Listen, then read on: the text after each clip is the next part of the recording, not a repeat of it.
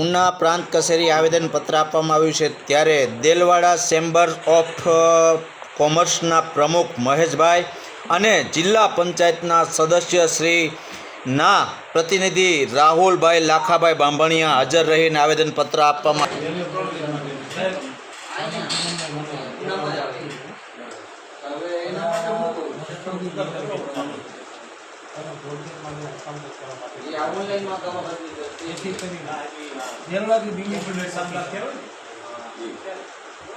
અને એમ બધી બાજુ અવારનવાર વધઘટ કામ થાય છે। નવી નવી દેરડા એવું કામ છે આ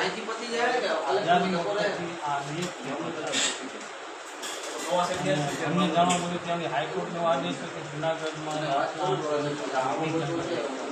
તો એ ન થતું જુનાગઢ ના બનવું જોઈએ તો દેરડા વેરાવના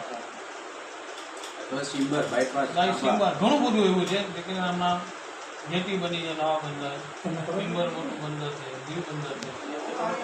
વિશેષમાં સાહેબ આપણે કહેવાનું પહેલો પ્રશ્ન છે એમાં હું થોડોક સૂર પુરાવું છું કે જુનાગઢની અંદર માનો કે અહીંથી આપણે જઈએ તાલાળાથી જામવાળાથી જંગલ છે તો જંગલ તો આદિકાળથી છે કાયમી રહેવાનું છે।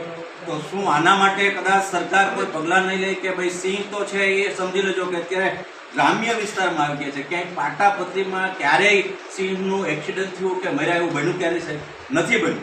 તો સરકારે નિર્ણય લેવો જોઈએ શું આ જંગલ છે તો અમારા આ જે વિસ્તારને છે અને આ લાભ નહીં મળે, ટ્રેન નહીં ચાલુ થાય સુરત બોમ્બે કે જ્યાં બધા જવા માટે અગવડ થાય છે। એના માટે અમારી રજૂઆત છે કે સિંહ છે અત્યારે ગ્રામ્ય વિસ્તારમાં જોરદાર આવી ગયા છે અને કોઈ પાટાપટ્ટીમાં ક્યારેય એક્સિડન્ટ થઈને મર્યા નથી આવું મને માનવું નથી। તો આપ સાહેબ આવી રજૂઆત કરો કે આનો નિકાલ લાવો।